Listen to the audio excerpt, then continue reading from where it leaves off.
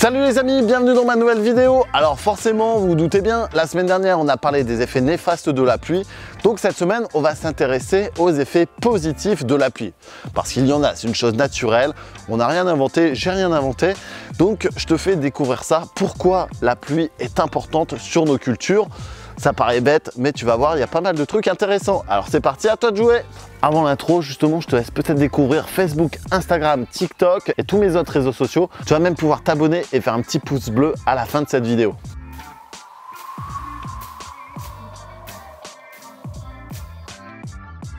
Salut les amis, bienvenue dans ma nouvelle vidéo. Donc aujourd'hui, c'est les effets positifs de la pluie sur mon jardin en permaculture, sur mon jardin potager, enfin bref, sur tous les terrains, même du secteur. Je t'avais dit, le mois de juillet ici, dans ma région et notamment dans ma ville, de tête, je crois que c'est environ 110 mm d'eau par mètre carré. Donc ça équivaut à 110 litres d'eau sur chaque mètre carré ici. Quant à Ajaccio, où on retrouve 0 mm, donc il n'y a pas plu, certainement parce qu'il n'y a fait que du soleil, c'est le cas de le dire.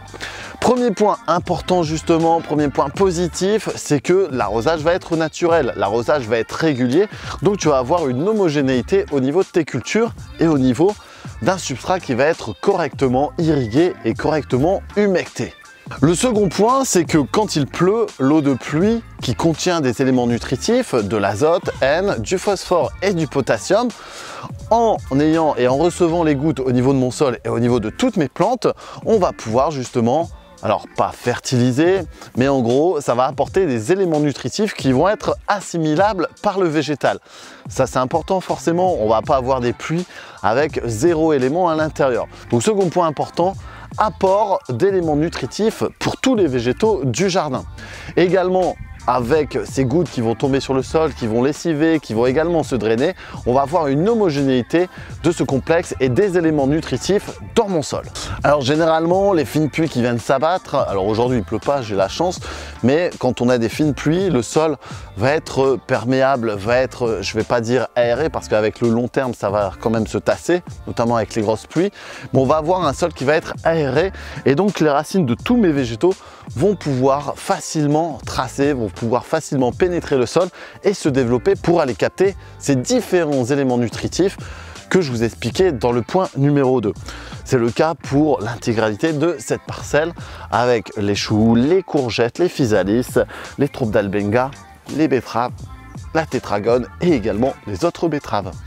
Autre point positif, forcément, c'est que les végétaux présents dans son jardin vont avoir une croissance homogène, vont avoir une croissance saine parce que les besoins vont être liés en fonction de leur développement et également en fonction de leurs besoins. Donc ça, c'est important. Ensuite, les plantes vont retrouver dans le sol les éléments nutritifs en quantité, vont avoir un besoin en eau quasiment correct, vont avoir un sol qui va être non compacté avec des racines qui vont pouvoir tracer à droite à gauche.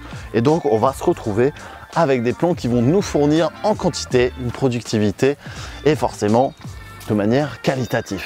Alors autre point important, et ça tu te doutes bien que je vais t'en parler, point positif méga essentiel, c'est les économies d'eau. Ça évite de sortir de l'eau du robinet, tu vas avoir de l'eau à disposition pour tes plantes. Alors petit conseil, si tu te trouves dans des régions où il y a un manque d'eau, n'hésite pas à mettre une belle couche de paillis sur tout ton jardin pour éviter les arrosages inutiles et peut-être intempestifs.